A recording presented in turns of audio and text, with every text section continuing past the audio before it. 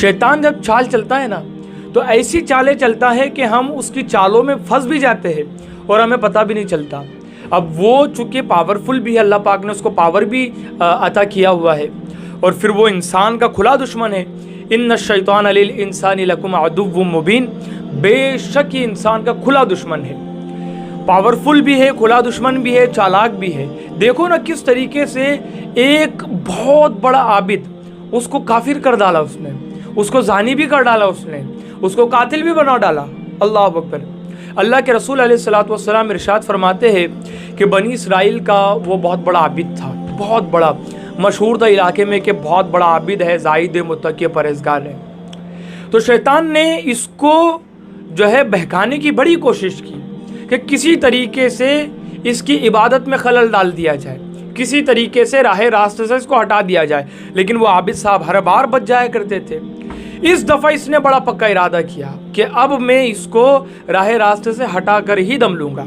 शैतान ने कि हटाना है, बस पूरी तरीके से लग गया वो। तो शैतान ने चाल चला, एक मोहल्ले की बड़ी खूबसूरत लड़की थी, उसके पेट में दर्द पैदा किया और उसके भाइयों के दिल में ये बात डाल दिया कि इस बच्ची का इलाज, इस तुम्हारी बहन का इलाज वो आबिद के पास है, तुम आबिद के पास जाओ, उससे मिन्नतें करो, उसको मनाओ ताकि वो आपकी बहन का इलाज कर दे। अगर वो इलाज नहीं करेगा, आबिद अगर इसका इलाज नहीं करेगा तो ये मर जाएगी। अब ये जो है परेशान और मजबूर, ये उस लड़की को लेकर के आबिद के यहाँ गए और पूरा माजरा बताया कि ऐसा सा दर्द है इसके पेट में और हमको पता चला है कि इसका इलाज आप ही कर सकते हैं, आपके अलावा कोई इलाज नहीं कर सकता। तो आबिद ने तो पहले मना कर दिया रखने से, उस बच्ची को, उस लड़की को रखने से मना कर दिया, लेकिन बहुत ज़्यादा इनकी तरफ से फोर्स जब हुआ तो आबिद ने कहा कि ठीक है मैं रख लेता हूँ, लेकिन उस तरफ के कमरे में उसको मैं रखूँगा। अब वो लड़की वहीं रहने लगी। अब जब भी आबिद उसके पास जाता या ऐसी ज़रूरत पड़ती कि उस लड़की के पास जाना है इलाज की गर्ज से या खाना वगैरह देने की गर्ज से, तो आबिद की निगाहें हमेशा नीचे रहती थी। लेकिन फिर आबिद के ऊपर शैतान ने ये वसवसा डाला कि वो बच्ची अकेली है, वो लड़की अकेली है, कम से कम निगाह उठाकर देख तो लो उसको, तो उसको भी थोड़ा सुकून मिल जाएगा। तो आबिद ने उस लड़की को देख लिया। अब आबिद ने जब उस लड़की को देखा, खूबसूरत लड़की थी, तन्हाई में तो दोनों, तो वो आबिद साहब फिसल गए। वो कहते हैं ना कि तलवार का वार फौलाद की ढालों के ज़रिए से रोका जा सकता है, लेकिन चश्मे तराज का एक नीम कश पूरी हस्ती को घायल करने के लिए काफ़ी होता है। तो जनाब ने देखा, फिसल गए, और फिसलने के बाद क्या है, मुबाशरत कर ली उसके साथ, जिना कर लिया उसके साथ। उसी जिना की वजह से हमल ठहर गया। ये पहला गुनाह आबिद साहब ने किए, जिना, बड़ा वाला गुनाह जिना।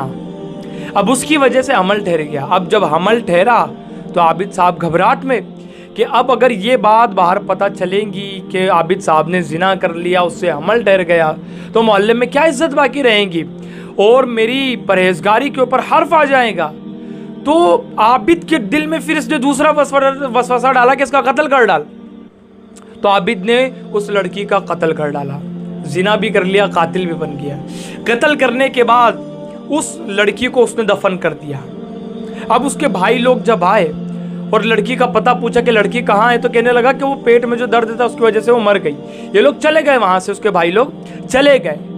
तो शैतान ने बूढ़े का भेष लिया और उसके भाइयों के पास गए लड़की के, और कहने लगा कि तुम्हारी बहन मरी नहीं है, उसका कत्ल हुआ है, और ऐसा ऐसा मामला है कि आबिद ने इस तरह का अमल किया, उसकी वजह से अमल ठहर गया और उसको उसने कत्ल करके दफना दिया। अगर यकीन नहीं आता तो फलानी जगह जाओ, खोदो, निकालो, देखो। ये गए, खोदा तो बहन की लाश मिली और वाकई में कत्ल पड़ी थी, वो कत्ल होकर के पड़ी थी, मर गई थी कत्ल की वजह से, और वहाँ पर आबिद ने उसको दफना दिया था। अल्लाह अकबर। तो इन्होंने फिर आबिद को पकड़ा और आबिद को पकड़ने के बाद उसके जुर्म का इकरार उससे कराया। इकरार कराने के बाद वो लड़की के भाई कहने लगे कि कत्ल की सज़ा कत्ल है, हम भी तुझे कत्ल करेंगे।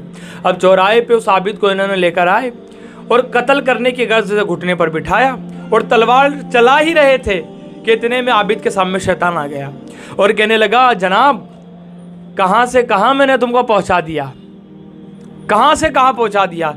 पहले जिना तुमने कर लिया, پھر قتل تم نے کر لیا, جھوٹ تم نے بول دیا, اور اب اس حال میں ہو کہ تم موت کی کگار پر کھڑے ہو. اگر بچنا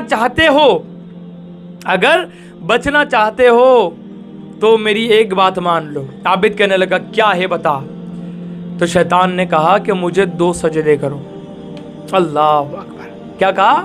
مجھے 2 سجدے کرو. اس عابد نے, جس نے ساری زندگی اللہ کو سجدے کیے تھے, اس عابد نے جان بچانے کے چکر میں شیطان کو 2 سجدے کر دیا, اور اب وہ کافر بھی ہو چکا تھا.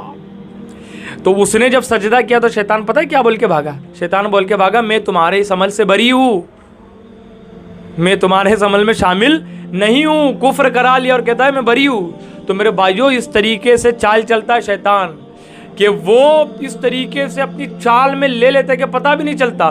دیکھو نا, اتنا بڑا عابد تھا, اس عابد کو اس نے کیا مطلب کافر کر کے مار دیا. اس نے زانی بھی, قاتل بھی, جھوٹا بھی, اور اللہ اکبر کافر ہو کر کے مرا. اللہ پاک ہم سب کو شیطان کے وسوسوں سے بچائے.